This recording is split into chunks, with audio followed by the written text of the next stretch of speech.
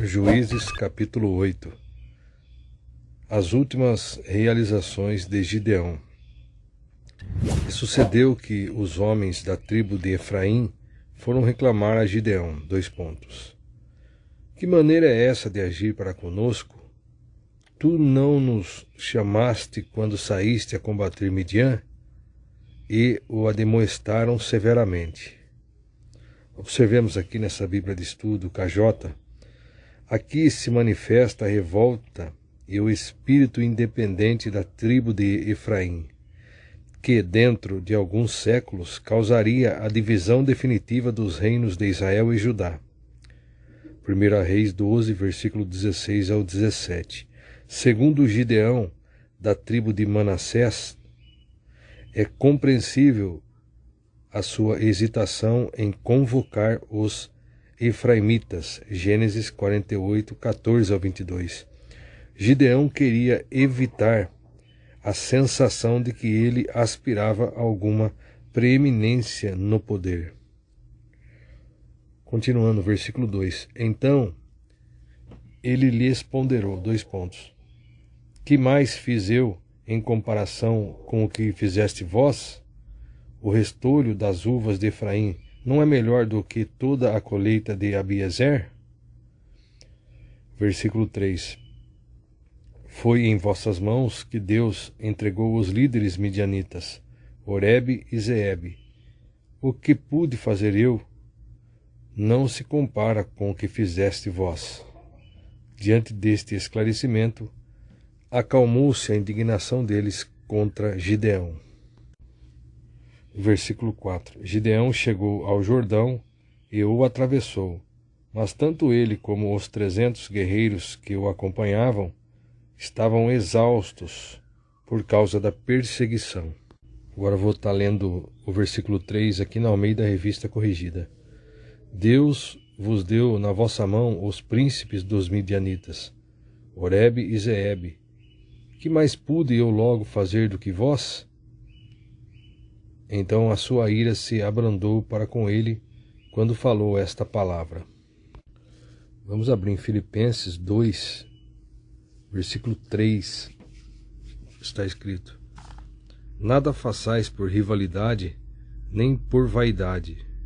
Pelo contrário, cada um considere com toda a humildade as demais pessoas superiores a si mesmo. Cada um zele não apenas por seus próprios interesses, mas igualmente pelos interesses dos outros. Provérbios 15. A resposta branda desvia o furor, mas a palavra ríspida desperta a violência. Veja só.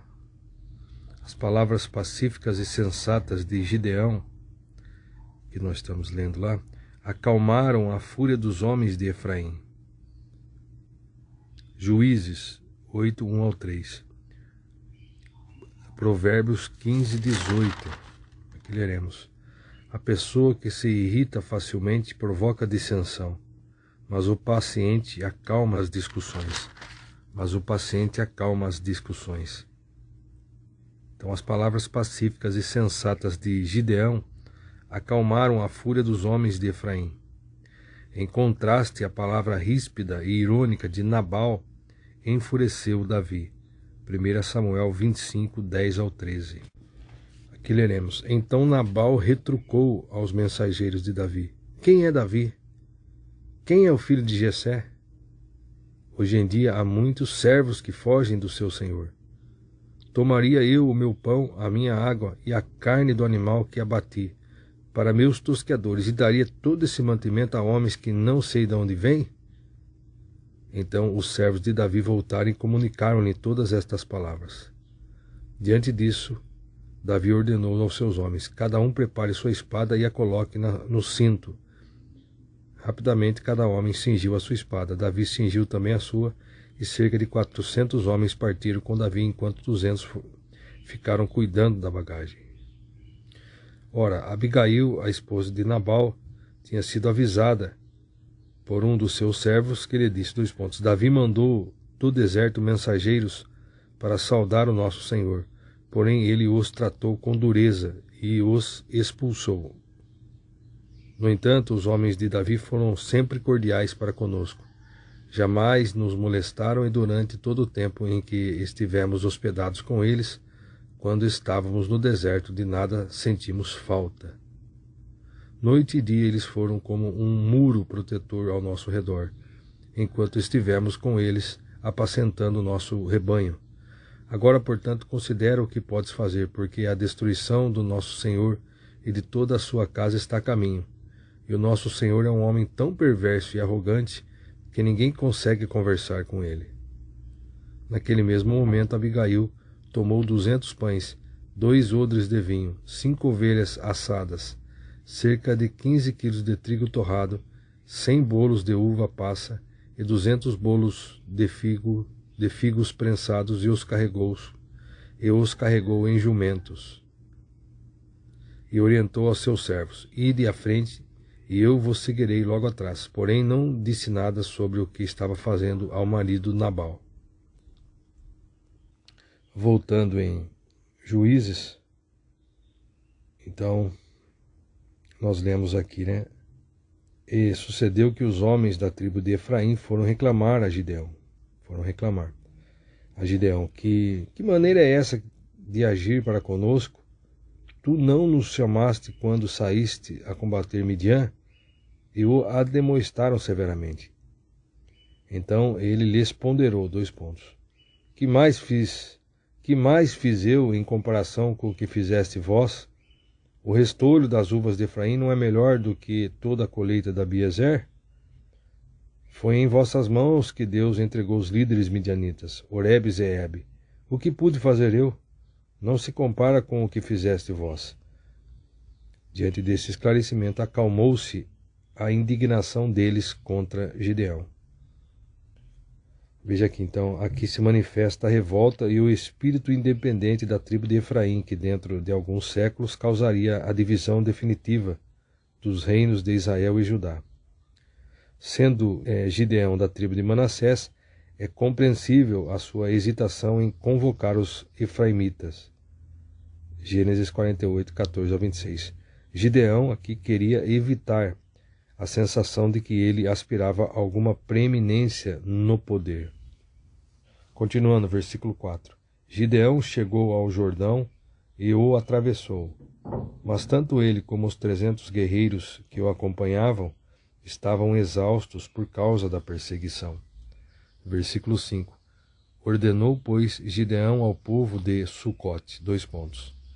Dai, rogo-vos, pedaços de pão aos homens que me seguem, porquanto estão muito cansados, e eu ainda estou perseguindo os reis de Midian, Zeba e Zalmuna. Versículo 6. Ao que os príncipes de Sucote contestaram, 2 pontos. Já estão em tuas mãos Zeba e Zalmuna? Por que deveríamos alimentar tuas tropas? Versículo 3. Ah, é assim que ages? Replicou Gideão. Assim que o Senhor tiver entregado nas minhas mãos Zeba e Zalmuna, rasgarei a vossa carne com os espinhos do deserto e com os abrolhos. Versículo 8. Dali subiu a Peniel. Contudo, eles também responderam como o povo de Sucote. Declarou Gideão ao povo de Peniel, 2 pontos. Eis que quando eu retornar vitorioso, destruirei esta vossa fortaleza. A derrota de Zeba e Zalmuna. Versículo 10. Estavam, portanto, Zeba e Zalmuna em Carcor, com seu exército, cerca de 15.000 homens apenas, todos os que haviam restado de todo o exército dos povos do deserto, os filhos do Oriente. Os mortos dentre os que levavam à mão a espada somavam 120.000 guerreiros. Versículo 11. Gideão subiu pelo caminho dos nômades, os que habitam em tendas, a leste de Noba e Jogbeá, e atacou o exército inimigo exatamente no momento em que este se julgava oculto e em segurança. Versículo 12. Zeba e Zalmuna, os 2 grandes chefes midianitas, fugiram. Mas ele os perseguiu e os prendeu, e o exército inteiro foi derrotado. As vinganças de Gideão. Versículo 13. Gideão, filho de Joás, retornou da batalha pela encosta de Heres. Versículo 14. Ele capturou um jovem de Sucote e o interrogou. E o jovem depôs por escrito o nome dos 77 príncipes e anciãos responsáveis pelo governo da cidade. Em seguida, Gideão rumou para Sucote e anunciou aos líderes e ao povo de lá. Aqui estão Zeba e Zalmuna, o propósito dos quais zombaste de mim, dizendo: já estão em tuas mãos Zeba e Zalmuna? Por que deveríamos alimentar tuas tropas? Versículo 16. Tomou imediatamente todas as autoridades da cidade e, apanhando espinhos do deserto, abrolhos e sarças, rasgou-lhes os corpos, castigando-os severamente. Versículo 17. Depois dirigiu-se a Peniel e derrubou sua torre e fortaleza, e matou todos os homens daquela cidade. Versículo 18. Então interrogou a Zeba e Zalmuna.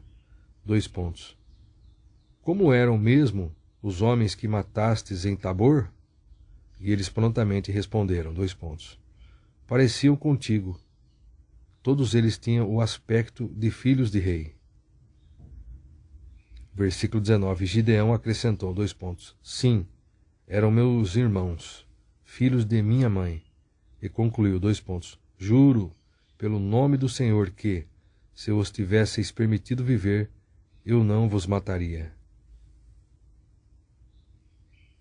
Versículo 20. Então deu ordem expressa a seu filho primogênito, Jeter, dizendo, levanta-te, mata-os agora. Contudo, o moço, apavorado, não conseguia desembainhar a espada, porquanto ainda era muito jovem. Versículo 21. Mas Zeba e Zalmuna provocaram, exclamando, levanta-te e mata-os tu mesmo. Ora, é preciso ter coragem de um verdadeiro homem para isto. Então Gideão avançou e os matou rapidamente. Depois arrancou os enfeites reais do pescoço dos camelos deles. O povo de Israel aclama Gideão. Versículo 22. Então os israelitas rogaram a Gideão, reina sobre nós, tu, o teu filho e o teu neto, porque nos tiraste das mãos de Midian. Versículo 23. Gideão, contudo, lhes esclareceu, não serei eu quem governará sobre vós, tampouco meu filho, porque é Yahvé quem reinará sobre as vossas vidas. Versículo 24. Disse mais Gideão, permite, entretanto, que vos faça um pedido, que cada um de vós me dê um dos brincos que tirastes dos vencidos. Os ismaelitas, parentes dos midianitas, costumavam usar argolas de ouro nas orelhas ou nariz, porquanto eram nômades do deserto. Versículo 25. Replicaram eles, de bom grado os daremos. E estenderam uma capa, e cada um deles depositou ali um brinco do total do seu despojo pessoal de guerra. Versículo 26.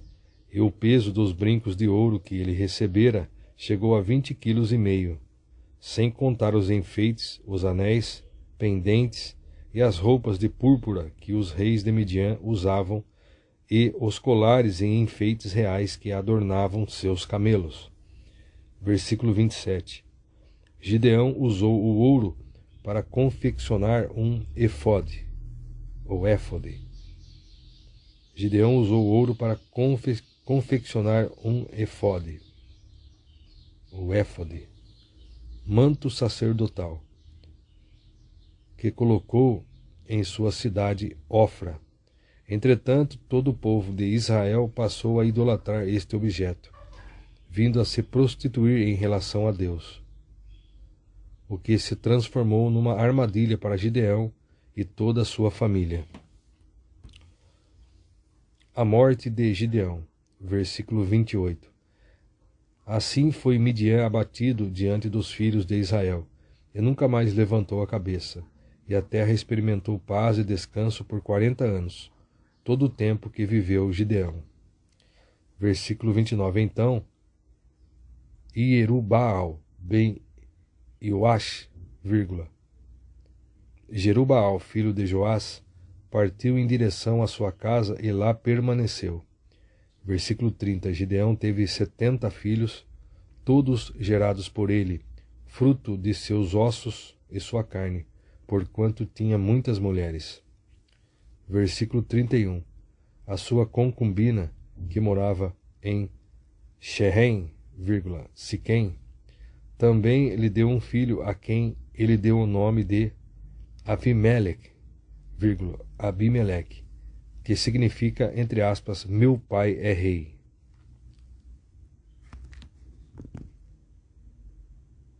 Versículo 32. Gideão, filho de Joás, morreu pleno de dias, em idade avançada, e foi sepultado no túmulo de seu pai Joás, em Ofra dos Abiesritas. Nova queda de Israel. Versículo 33. Logo depois da morte de Gideão, os filhos de Israel voltaram a se prostituir, oferecendo seu louvor à adoração aos Baalins, e aclamaram Baal-Berite como seu Deus, e não mais se lembraram de Yahvé, o Senhor, o seu Deus, com letra maiúscula, que os havia salvado das mãos dos seus inimigos em redor.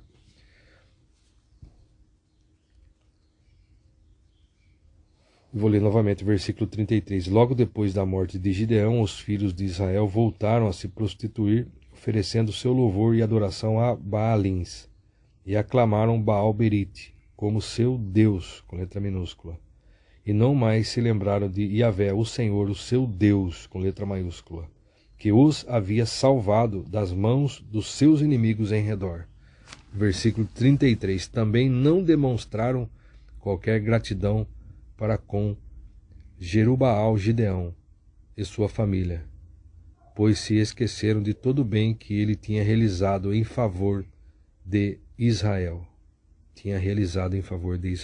Esqueceram de todo o bem que ele tinha realizado em favor de Israel. Vamos ler uma referência cruzada, Juízes 8, versículo 11. Agora vou ler na Bíblia Almeida Revista Corrigida, em seguida a referência cruzada indicada pela Almeida Revista Corrigida. E subiu Gideão pelo caminho dos que habitavam em tendas para o oriente de Noba e Jogbeá, e feriu aquele exército, porquanto o exército estava descuidado. 1 Tessalonicenses 5,3, referência cruzada aqui, a indicação da Almeida Revista Corrigida. Quando vos afirmarem paz e segurança, eis que repentina destruição se precipitará sobre eles, assim como, abre aspas, as dores de parto. Tomam uma mulher grávida e de forma alguma encontrarão escape. Agora vamos ler aqui o comentário, aqui em Tessalonicenses, 1 Tessalonicenses 5, onde nós lemos o versículo 3. A expressão hebraica dia do Senhor, porque no versículo, eu vou ler a partir do versículo 1 de 1 Tessalonicenses 5, onde fala sobre Cristo retornará em breve. Caros irmãos, em relação aos tempos e épocas, não é necessário que eu vos escreva, pois vós mesmos estáis bem informados de que o dia do Senhor virá como ladrão à noite. Quando vos afirmarem paz e segurança, eis que repentina destruição se precipitará sobre eles, assim como as dores de parto tomam uma mulher grávida, de forma alguma encontrarão escape.